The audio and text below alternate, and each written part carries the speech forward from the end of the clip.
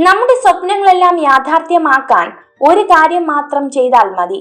എന്ത് വന്നാലും അവ പിന്തുടരുവാനുള്ള ധൈര്യം ആർജിച്ചെടുക്കുക. ഞാനെന്ന ഭാവം ഉപേക്ഷിക്കുക. നമ്മളെന്ന ചിന്ത വളർത്തുക. അഹംഭാവത്തെ മറികടക്കുക. സ്നേഹത്തിന് വില കൽപ്പിക്കുക. ചിരികൊണ്ട് അകലം കുറിക്കുക. അപവാദങ്ങളെ അവഗണിക്കുക. വെറുപ്പ്, സൗഹൃദം, കോപം, സഹതാപം എന്നിവയുടെ സ്വാധീനത്തിൽ നിന്നും സ്വയം മോചിതരാകുക. അല്ലെങ്കിൽ നിങ്ങളുടെ മനസ്സിന് സത്യത്തെ വിലയിരുത്താൻ കഴിയില്ല. ഒരിടത്ത് നമ്മൾ അവഗണിക്കപ്പെടുമ്പോൾ തീർച്ചയായും മറ്റൊരിടത്ത് നമ്മൾ പരിഗണിക്കപ്പെടും. ഒരു വാതിൽ നമുക്ക് മുന്നിൽ കൊട്ടി അടയ്ക്കപ്പെടുമ്പോൾ മറ്റൊരു വാതിൽ നമുക്കായി തുറക്കപ്പെടും. മറ്റുള്ളവർ എങ്ങനെ ചിന്തിക്കണം, പെരുമാറണം എന്നൊന്നും പറയാൻ നാം ആരുമല്ല.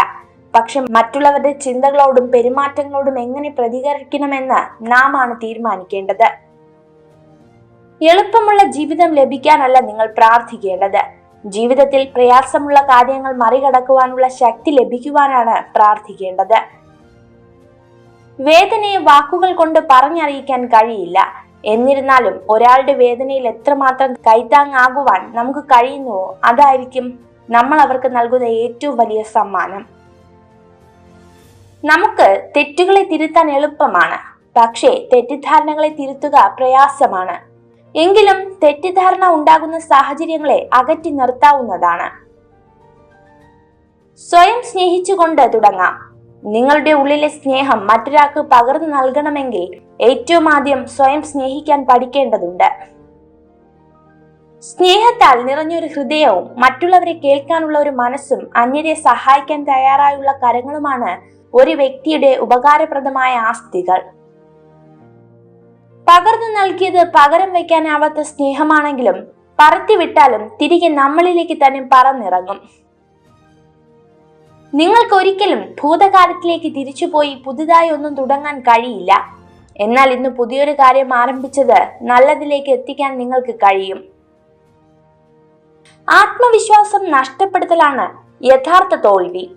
തോൽവിയുടെ അതിജീവനമാണ് വിജയികളുടെ ജനനമാകുന്നത്. നമ്മുടെ പോരായ്മകളെ ഓർത്ത് ദുഃഖിക്കാതെ അവയെ അതിജീവിക്കാനുള്ള മാർഗങ്ങൾ തേടുകയാണ് വേണ്ടത്. നിങ്ങളുടെ വീട്ടിലേക്ക് കടന്നു വരുന്ന അതിഥികളെ പോലെയാണ് വികാരങ്ങളും. അവ നിങ്ങളിലേക്ക് വരികയും പോവുകയും ചെയ്യും. എങ്കിലും ഒരിക്കലും നിങ്ങളുടെ കൂടെ കൂട്ടരുത്. സ്നേഹിക്കുന്ന സ്ത്രീയോട് ഞാൻ നിന്നെ സ്നേഹിക്കുന്നു എന്ന് ഇടയ്ക്കിടയ്ക്ക് പറയുന്നത് അവരെ വളരെയധികം സന്തോഷപ്പെടുത്തുന്നു. ഇതുവഴി നിങ്ങളെ അവർ ഹൃദയത്തിൽ നിന്ന് ഒരിക്കലും മായ്ക്കുകയില്ല. നിങ്ങൾ നൽകുന്ന സ്നേഹവും ബഹുമാനവും അതേ രീതിയിൽ മടക്കി നൽകാത്തവരോട് ബന്ധം സ്ഥാപിക്കരുത്. അത് സ്നേഹബന്ധമായാലും സൗഹൃദമായാലും അർഹിക്കുന്നവർക്ക് മാത്രം നിങ്ങളുടെ സമയവും ഊർജവും നൽകുക. നിങ്ങൾ ഈ വീഡിയോ കണ്ടതിന് നന്ദി. ഇതുപോലുള്ള കൂടുതൽ വീഡിയോകൾക്കായി ചാനൽ സബ്സ്ക്രൈബ് ചെയ്യൂ.